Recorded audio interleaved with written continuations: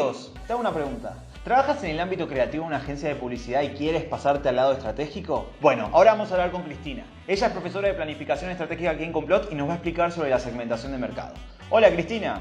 Ahora vamos a hablar de la segmentación de mercado. ¿Cómo me podrías explicar qué es la segmentación de mercado?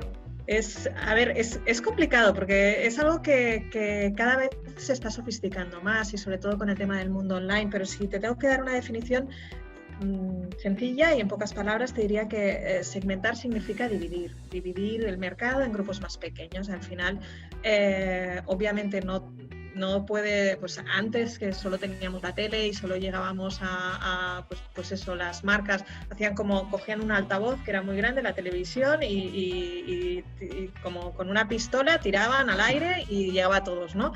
Ahora, obviamente, no, el mundo se ha sofisticado muchísimo. Además, sabemos que existen muchos perfiles de consumidores, que existen motivaciones muy diferentes y para ser más eficaces necesitamos o nos ayudamos de la segmentación. ¿Qué es eso? Que se trata de dividir el mercado en grupos más pequeños, grupos semejantes con características en común. Y cuando hablas de esto de saber cómo los diferentes como públicos, ¿cómo le dirías? ¿Públicos, consumidores? ¿Cómo habría que decirle? Bueno, es que se llaman de muchas maneras. Depende del cliente. Puedes hablar de segmentos de mercado, puedes hablar de grupos, puedes hablar de tribus, puedes hablar, sí, al final es agrupar los consumidores en grupos homogéneos con características similares.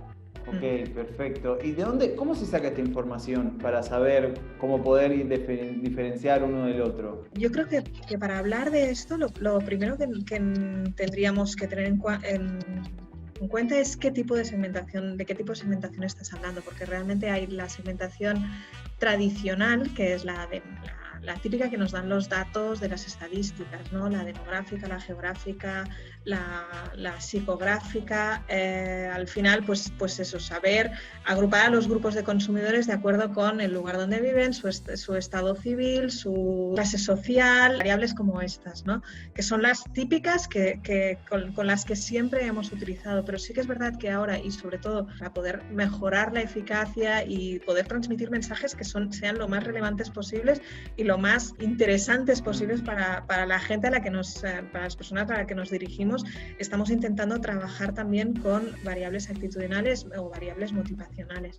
Y estas variables también están muy asociadas a la categoría o realmente al grupo de consumidores que estás trabajando, y necesitas estudios ad hoc en muchos casos para poderlos hacer.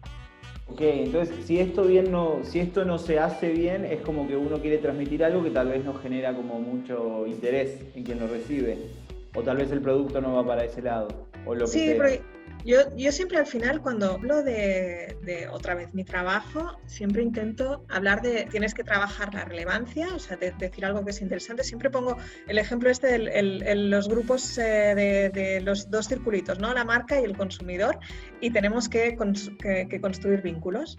Y esos vínculos al final tienen que ser relevantes, tienen que ser interesantes, o sea, tienes que hablar de temas que realmente les interesen, tienes que hacerlo de una forma distinta y tienes que hacerlo en el lugar y en el momento adecuado, ¿no? Que es el entender que ahora no todo sirve y que no tenemos que estar siempre interrumpiendo.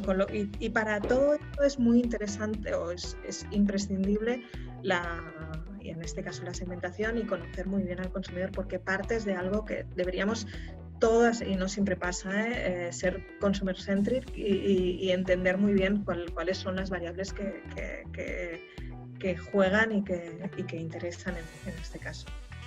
Perfecto. Bueno, Cristina, muchas gracias. Bueno, ahora ya sabemos qué es la segmentación de mercado. Esto quiere decir que ahora estás un pasito más cerca del lado estratégico. Te invito a que te suscribas a este canal, porque todos nuestros profes de planificación estratégica tienen mucha info que te va a interesar.